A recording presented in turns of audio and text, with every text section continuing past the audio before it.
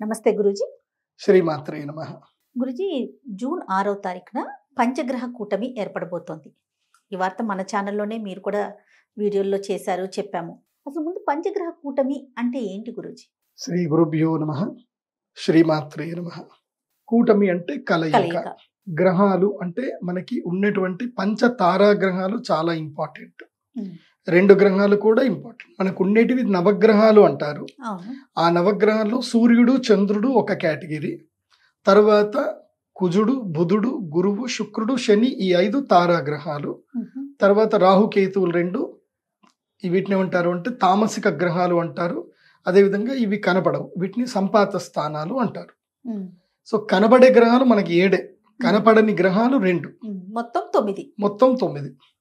ఇందులో ఒక్కొక్క గ్రహం గురించి మనం చాలా కొంచెం మైల్యూట్ గా మనం తెలుసుకుందాం. ఎందుకోసం అంటే ఇప్పుడు ఈ సుమన్ టీవీ వీడియోలు చూస్తున్నటువంటి చాలా మంది పిల్లలు కూడా దీని ద్వారా నాలెడ్జ్ గెయిన్ చేస్తున్నారు. తప్పకుండా అండి. సో మనం ఫాల్స్ నాలెడ్జ్ ఇవ్వకూడదు. ఏది ఇచ్చినా ఆస్ట్రానమికల్ గా పర్ఫెక్ట్ నాలెడ్జ్ ఇవ్వాలి. ఎందుకు ఈ పంచగ్రహ కూటమి అనేది? It's not only astrology, it's also one of the miracle in the astronomy కూడా. ఓ, అంటే ఖగోళ శాస్త్రంలో ఇది ఒక అద్భుతమైనటువంటి ప్రక్రియ. ఇది ఇలాంటి అద్భుతమైనటువంటి కలయిక చాలా వరకు ఎప్పుడూ రాదు. సో ఆ కలయిక ఇప్పుడు వచ్చింది కాబట్టి దీన్ని కరెక్ట్ గా అందరూ తెలుసుకోండి. తప్పకుండా. మనకి 360 డిగ్రీల్లో 12 రాశుల్ని డివైడ్ చేస్తారు. అందులోపల ఒక్కొక్క గ్రహము ఒక్కొక్క మూమెంట్ బట్టి ప్రయాణం చేస్తుంది. యాక్చువల్లీ అన్ని గ్రహాలు వెళ్ళేది సేమ్ స్పీడ్ తోటి వెళ్తాయి. ఉమ్, కాకపోతే ఏంటంటే ద రేడియస్ అనేది మన భూమికి తక్కువ. ఓకే. ఇప్పుడు ఉదాహరణకి అన్ని కార్లు మన చుట్టూ తిరుగుతున్నాయి. ఒక కారేమో మన ఇంటి చుట్టూ మాత్రం తిరుగుతుంది, జస్ట్ ఒక 1 కిలోమీటర్ దూరంలోనే తిరుగుతుంది, అది 60 కిలోమీటర్ స్పీడ్లోనే తిరుగుతుంది. ఉమ్, సో దాని యొక్క రేడియస్ ఏదైతే ఉందో తొందరగా కంప్లీట్ అయిపోతుంది. అదే మన ఇంటికి ఒక 20 కిలోమీటర్ల దూరంలో ఉన్న కారు 60 కిలోమీటర్ స్పీడ్లోనే తిరుగుతుంది, కానీ దాని రేడియస్ ఏంటిది? పెద్దది. అవును. కాబట్టి అది చాలా మెల్లిగా వెళ్తున్నట్టు మనకు కనిపిస్తుంది. అన్నీ ఒకే స్పీడ్లో వెళ్తున్నాయి కానీ మెల్లిగా వెళ్తున్నట్టు కనిపిస్తాయి. ఉమ్, అట్లాగే మన భూమండలం నుంచి మనము గ్రహాలన్నింటిని కూడా చూస్తే గ్రహాలన్నీ కూడా ప్రవాహ వాయువేగేన, అంటే ప్రవాహ వాయువేగం అంటే గ్రావిటేషనల్ ఫోర్స్. yes. ఇది ఎవరైతే న్యూటన్ చెప్పకన్నా మునిపే మనకి సూర్య సిద్ధాంతం అనే గ్రంథంలో క్లియర్గా ప్రవాహ వాయు వేగము అని చెప్పారు. అక్కడ నేను మ్యాథమెటిక్స్ చదివే పిల్లలందరికీ కూడా చెప్తున్నాను, ప్రతి ఒక్కళ్ళు కూడా సూర్య సిద్ధాంతం అనే పుస్తకము మీకు ఫ్రీగా దొరుకుతుంది గూగుల్లో. సూర్య సిద్ధాంతం ఇంగ్లీష్ PDF అని కొడితే మీకు ఫ్రీగా డౌన్లోడ్ అవుతుంది. దానికి చాలా మంచి ఎక్స్ప్లెనేషన్ ఉంటుంది, చదవండి అందరు కూడా. ఓకే. సో దాంట్లో మనకి గ్రహాలు ఎట్లెట్లా పోతాయి చెప్తారు. ఇప్పుడు నేను సామాన్యులకు అర్థమయ్యేటట్టు చెప్తాను. మన భూమికి చాలా దగ్గరగా ఉండే గ్రహం ఏంటి? చంద్రుడు. ఉమ్, ఈ చంద్రుడు మన భూమికి చాలా దగ్గరలోనే 360 డిగ్రీస్ తిరుగుతాడు కాబట్టి ఒక నెల రోజులు పడుతుంది. చంద్రుడు మొత్తం మన భూమి చుట్టూ తిరగడానికి నెల రోజులు పడుతుంది. అందుకే ఒక మాసము అంటారు. అవును. అట్లా తర్వాత సూర్యుడు, భూమి తర్వాత శుక్రుడు ఉంటాడు, బుధుడు ఉంటాడు, సూర్యుడు ఉంటాడు. ఈ 3 ఆల్మోస్ట్ ఒకే స్పీడ్లో వెళ్తాయి. అంటే 45 రోజులు 45 రోజులు, బుధుడు 45 రోజులు, శుక్రుడు 45 రోజులు, తర్వాత సూర్యుడు 30 రోజులు. సో అప్పుడప్పుడు ఈ 40 రోజులకు తగ్గుతూ ఉంటుంది, పోతుంది. కానీ ఈ 3 గ్రహాలు సూర్యుడు, బుధగ్రహము, శుక్రగ్రహం, ఈ 3 ఎప్పుడు కూడా ఒకే వరుసలో వెళ్తాయి. అందుకే మనం ఎప్పుడైనా కుండలి గనక చూస్తే సూర్యుడికి శుక్రుడు అటు వెనక రాశిలోనో ముందు రాశిలోనో తన రాశిలోనో ఉంటాడు. బుధగ్రహం కూడా అంతే, వెనక రాశిలోనో ముందు రాశిలోనో తన రాశిలో ఉంటాడు. సో ఈ 3 గ్రహాలు ఎప్పుడు పక్కపక్కనే ఉంటాయి. ఓకే. కాబట్టి ఈ మూడిటి యొక్క కలయిక మనకి ప్రతి సంవత్సరంలో 3 సార్లు 4 సార్లు జరుగుతుంది. సో దీన్ని పెద్దగా మనం సీరియస్ తీసుకోవాల్సిన అవసరమే ఉండదు. ఉమ్, ఎందుకోసం అంటే ఇవి రెగ్యులర్గా జరుగుతాయి కాబట్టి. కలయిక 3 గ్రహాల యొక్క దీని ఏమంటారు? గ్రహత్రయ కూటమి అంటారు. 3 కాబట్టి 3 గ్రహాలు కలుస్తాయి. సో దాంతోపాటు అప్పుడప్పుడు చంద్రుడు కూడా వస్తాడు అమావాస్యకి, దాన్ని చతుర్గ్రహ కూటమి అంటారు. ఉమ్, అది ఈ సూర్యుడు బుధుడు శుక్రుడు అవుతే చంద్రుడు చంద్రుడు. అయితే అది పెద్దగా సీరియస్ ఏమి ఉండదు. ఎందుకోసం అంటే సంవత్సరానికి ఒకసారో 2 సంవత్సరాలకు ఒకసారో అది జరుగుతూనే ఉంటుంది. ఉమ్, బట్ గురుగ్రహం అనే ఒక గ్రహం ఉంటుంది. అవును. గురుగ్రహము శనిగ్రహం, ఈ 2 గ్రహాలు చాలా సీరియస్ గ్రహాలు. ఇవి ఏంటంటే శనిగ్రహం ఏమో ఒక రాశిలో 2.5 సంవత్సరాలు ఉంటాడు. ఆ 2.5 సంవత్సరాల నుంచి జరగడు, ఇంకా అక్కడనే ఉంటాడు, అదే రాశిలో ఉంటాడు. అంటే నక్షత్రం వైజ్గా కొంచెం కొంచెం ముందుకు మారుతూ ఉంటాడు. బట్ ఒకే రాశిలో 2.5 సంవత్సరాలు ఉంటాడు.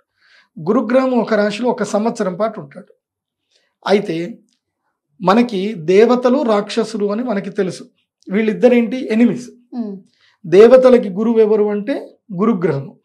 రాక్షసులకి గురువు ఎవరు అంటే శుక్రగ్రహము. ఈ గురు శుక్రుల యొక్క కలయిక ఎప్పుడు సంభవించినా లోకాలకు అనర్థం జరుగుతుంది. నెగిటివ్కి పవర్ ఎక్కువగా పెరుగుతుంది. ఎందుకోసం అంటే గురువు స్ట్రెంగ్త్ తగ్గినప్పుడు శుక్రుడికి యొక్క స్ట్రెంగ్త్ పెరుగుతుంది. అప్పుడు లోకాలకి అనర్థం జరుగుతుంది. సో ఇప్పుడు ఏం జరగబోతుంది అని అంటే గురుగ్రహము 12 సంవత్సరాలకు ఒకసారి వృషభ రాశి లోపలికి అడుగు పెడతాడు. అప్పుడే నర్మదా నదికి పుష్కరాలు వస్తాయి. 12 సంవత్సరాలకు ఎప్పుడైతే వృషభ రాశిలో అడుగు పెడతాడో, వృషభ రాశి ఎవరిది అని అంటే శుక్రుడి యొక్క క్షేత్రం. వృషభ రాశి దేనికి సంకేతము అంటే అది భూమి రాశికి సంకేతం. అంటే దాన్ని పృథ్వీతత్వ రాశి అంటారు. సో వృషభము అంటే ఏంటి? ఎద్దు. సో పాడి పంట. ఆ ప్రదేశంలో గురువు వచ్చి శుక్రుడితోటి కలయిక కలుస్తాడు. దానితోటి ఏమైపోతుందంటే ధాతువులకి పృథ్వీతత్వానికి ధరలు పెరిగిపోతాయి. పృథ్వీతత్వం ఎక్కువైపోతుంది. అంటే పృథ్వీతత్వం అనేది దొరకడం కష్టం అవుతుంది. అంటే పంటలు తగ్గుతాయి, అనారోగ్యాలు పెరుగుతాయి. సో బంగారం కూడా తగ్గుతుంది. దానితోటి బంగారానికి డిమాండ్ పెరుగుతుంది. అందుకే వృషభ రాశి లోపలికి మొన్న గురుగ్రహం అడుగు పెట్టాడు లేదో బంగారం ధర 62,000 ఉండేది, ఒకేసారి ఇప్పుడు 75,420 రూపాయలకు వచ్చింది. ఇది ఇవాళ మే 30వ తారీఖు వరకు చూసుకుంటే 76,000 చిల్లర ఉంది ఇప్పుడు. ఇది ఇంకా పెరుగుతుంది ఈ సంవత్సరం. మనకి దీపావళి వచ్చేసరికి బంగారం 80,000 దాటిపోతుంది. బంగారం ధర ఇంకా పెరుగుతూనే ఉంటుంది తప్ప తగ్గదు. ఎందుకోసం అంటే ఈ వృషభ రాశి లోపలికి ఈ పంచగ్రహ కూటమి రాగానే ఏం జరుగుతుందంటే యుద్ధాలు ప్రారంభమవుతాయి, రోగాలు ప్రారంభమవుతాయి, క్రిమి కీటకాలు విపరీతంగా పెరిగిపోతాయి. సూర్యుడు ఎప్పుడైతే ఆశ్లేష నక్షత్రంలో అడుగు పెడతాడో విపరీతమైన కప్పలు వచ్చేస్తాయి. ఆశ్లేష నక్షత్రంలో సూర్యుడు అడుగు పెట్టగానే సర్పాలు బయటకు వస్తాయి. ఇప్పుడు ఉదాహరణకు చాలా మందికి ఈ విషయం తెలీదు. ఇప్పుడు సూర్యుడు ఎప్పుడైతే కనుక రోహిణి నక్షత్రంలో ప్రవేశిస్తాడో అప్పుడు లైట్ పురుగులు బయటకు వస్తాయి. మనకి ఇప్పుడు ఈ కాలంలో చూస్తే ఈ జూన్ 14 వరకు చూడండి, రోహిణి మృగశిర నక్షత్రం ఉంటాడు కదా, లైట్ పురుగులు వచ్చేస్తాయి. ఇప్పుడు కూడా మృగశిర ఈ లైట్ పురుగులకి మనం ఎవరైనా టైం చెప్పారా, వాటికి ఎవరైనా సిమ్టమ్ చెప్పారా, బయటకు రమ్మని చెప్పి? కరెక్ట్ గా అదే టైంకి వస్తాయి. మళ్ళీ సూర్యుడు ఆరుద్ర నక్షత్రంలో ప్రవేశించే టైంకి వెళ్ళిపోతాయి, ఉండవు. ఇంకా ఆరుద్ర నక్షత్రంలో సూర్యుడు ప్రవేశించగానే ఏమవుతుంది అని అంటే ఆరుద్ర పురుగులు బయటకు వస్తాయి. సో ఇది కాలము యొక్క అద్భుతం. ఇది కాలము ప్రకృతి ఈ రెండు ఒకదానికి కనెక్షన్లో కమ్యూనికేషన్లో ఉంటుంది. ఆ కమ్యూనికేషన్ నుంచి దూరమైనోడు కేవలం ఒక మనిషి మాత్రమే. ప్రకృతిలో ప్రతిదీ కాలముతో కమ్యూనికేషన్ అయ్యి ఉంటుంది. ఉగాది వచ్చింది, కోకిల అరుస్తుంది. మనం ఉగాది వచ్చింది, కోకిల అరువు అని మనం చెప్పాల్సిన అవసరం లేదు, అది తప్పకుండా అరుస్తుంది. అది ప్రకృతి నియమం. అట్లాగే ఈ పంచగ్రహ కూటమి ఇది 12 ఏళ్లకు ఒకసారి ఏర్పడుతుంది. సో గురువు మళ్ళీ వృషభ రాశిలో రావాలంటే 12 ఏళ్ళు పడుతుంది. సో 12 ఏళ్ళు వచ్చేసి శుక్రుడి క్షేత్రంలో జరగడం అనేది కలయిక. ఇది శుక్రుడి మళ్ళీ మిథున రాశిలోకి పోయినప్పుడు కూడా జరగవచ్చు, మళ్ళీ పంచగ్రహ కూటమి వస్తుంది. కానీ మిథున రాశి అంత ఎఫెక్ట్ ఉంటుంది. ఓన్లీ శుక్రగ్రహంతో కలిసినది చాలా ఎఫెక్టివ్ గా ఉంటుంది. అది అమావాస్య రోజు రావడం. కానీ ఈసారి అయితే లేవు. ఇంకా మళ్ళీ ఇంకొక 10 ఏళ్ల వరకు పంచగ్రహ కూటమి అయితే జరిగే అవకాశాలు లేవు. సుమన్ టీవీలో మీ పర్సనల్ అండ్ బిజినెస్ ప్రమోషన్స్ కోసం కింది నెంబర్కి కాంటాక్ట్ చేయండి.